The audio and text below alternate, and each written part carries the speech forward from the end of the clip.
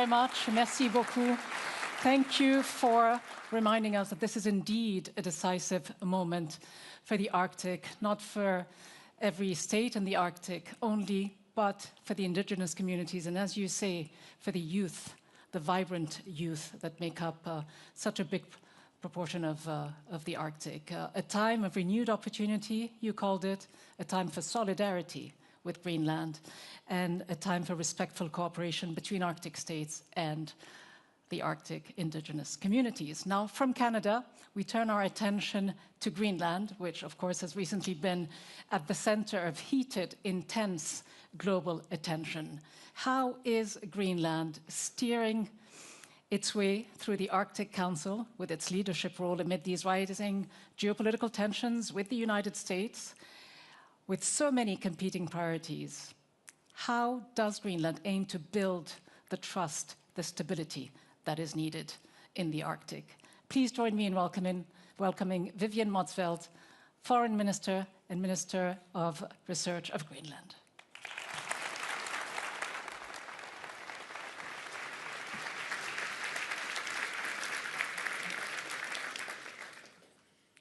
Excellencies and friends, thank you for giving me this space and opportunity at this year's Arctic Frontiers, together with my esteemed fellow panelists, to say a few words on the state of Arctic affairs. What we have been going through have been intense and hectic, and there still are. While we are working hard to address and solve the issues that has put Greenland on the global agenda, it is important to acknowledge and appreciate the support and solidarity with us. And my fellow panelists here are a good representation of that. What we are dealing with, what we are defending, is greater than just the issue of Greenland and our future. This is as much about principles that we all care about. These times like these call for cooperation, dialogue, and respect. Dialogue among states and peoples through the established forums we have established, respect for the fundamental principles of international law, territorial integrity, the right of self-determination, democracy, and respect of peoples. The state of affairs is something the people of Greenland feel closely these days, but it also echoes across the world. We are well aware where we are located on the map, and we know that our climates, economies, and people are closely connected with the rest of the world. That is also why we need each other in order to address the common challenges we face. We need allies and partnerships to continue to create a world that we all want to live in. Thank you to our fellow Inuit across Inuit Nunat, our Sami friends, Norway, Sweden, Finland, also the European Union, for your strong support. It means a lot to us to know you are backing us. We are pursuing a diplomatic solution through negotiations. I am hopeful and optimistic that we will find common ground that respect our red lines. But I would also like to emphasize that it is necessary to respect the need for the working group to do its work.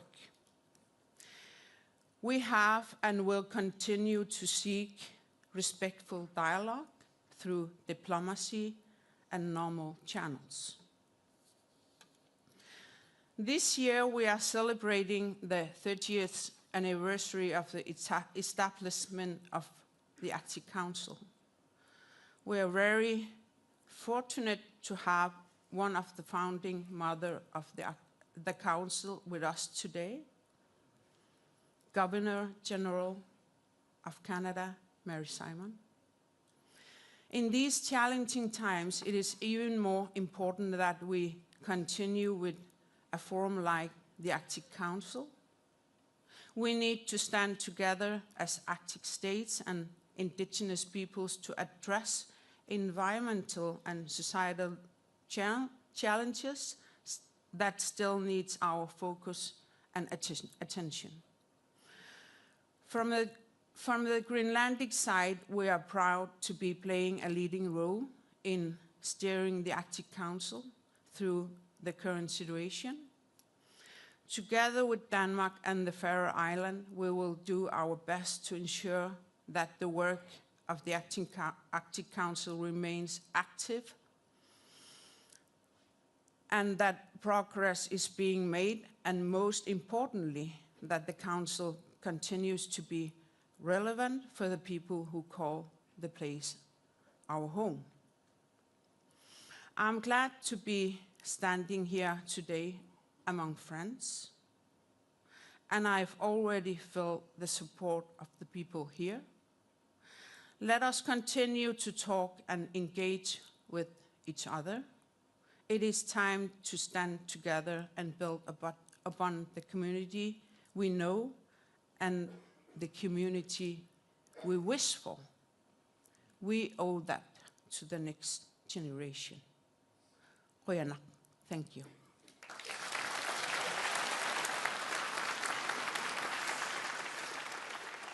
Thank you. Thank you very much indeed, Minister Motzfeldt. We will, of course, pick a little bit more on those red lines in our panel discussion. But for now, we turn to another key global actor, the European Union. Of course, the Arctic has taken on additional importance for Europe. But the key question remains, can the EU truly speak with a single, unified and strong voice when it comes to Arctic affairs? Please welcome Kaja Kallas, High Representative of the European Union for Foreign Affairs and Security Policy.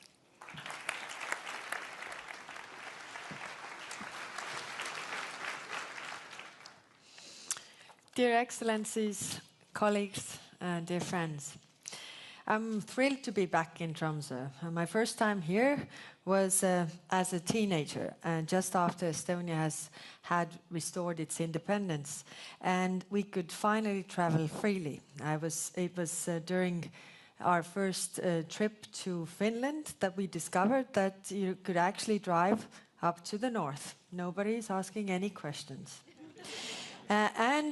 So even